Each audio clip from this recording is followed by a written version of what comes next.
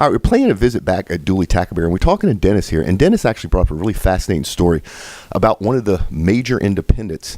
Let's talk a little bit about what y'all are doing for that major independent. Well, basically, what we're actually doing for them is we're going to work up a program so that the operators that come off of these offshore platforms are going to go to some training sessions. This is something that operator actually sponsors each year, where they bring operators in, all 4 shifts, A, B, C, and D, one at a time. And they bring these operators in and they put them through an entire week of training. This is all kinds of safety training, every kind of training update that you can imagine. But one of the things that we're going to do this year is that we're going to actually, for each one of those crews, as they come in, typically about 100 operators per shift, we're going to actually break those up into teams. And what we've done is that we're setting up an emergency incident on a platform. And then each one of these teams, we're going to break them up into about 10 teams. And so each one of these teams then will have the very same platform. They're going to have an incident that occurs, like a flange leak, will more than likely be our scenario. But then, once these teams have congregated, what we're going to do is that for each one of these teams, we're going to walk around with a card that has an incident on it. And for example, that could be a flange leak with a gas release. That could be a flange leak with a jet fire. That could be a flange leak, with a liquid spill. But each one of these teams will get a different emergency scenario. Then they have to develop the strategy on how they're going to cope with it. Now, what's interesting about that is that each of these teams then will get up and present whatever their solution to the problem, how they go about approaching it. And when they do that, all the other teams are going to, by cell phone, they're going to actually vote.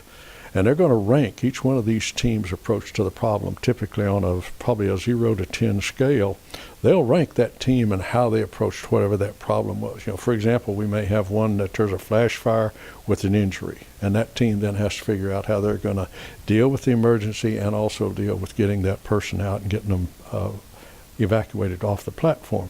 So they'll actually vote by phone on each one of these teams, and whatever team turns out to actually have the highest score, it's going to get a trophy. They're going to be the top team, the A team, Top Gun. We haven't really figured out yet exactly what the term is that we'll use for them, but we believe that by doing this, we're getting them out of their comfortable environment on that platform. We're going to give them something that they will not expect, and they're going to have to work out a strategy on how they're going to deal with it. And we believe by doing that getting them very actively involved, we believe that as each team makes their presentation, other members of other teams are probably going to have comments on that. We're going to leave time for that so that we get a great exchange of ideas. I think there'll be some challenges. I think there's going to be some really good conversations. But ultimately, what we want to do is get those folks involved in thinking on their feet with an unforeseen situation that gives them the opportunity to see how best they might cope with it, and then actually be critiqued by other team members that work on other platforms out in the Gulf of Mexico. Yeah, so the cool thing about this is peer-to-peer learning, which is actually the best way to teach somebody versus stuck in a classroom reading a PowerPoint presentation.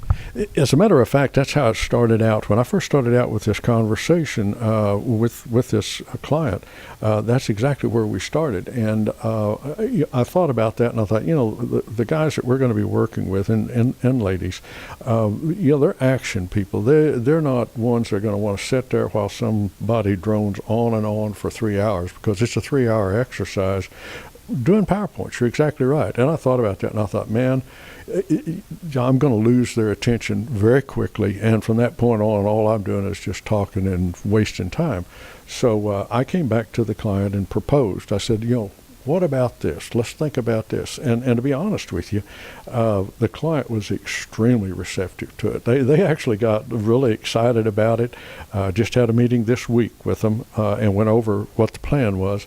And they're extremely enthusiastic about it. So I think it's going to be an excellent opportunity to add value to these guys coming offshore and coming into a classroom environment.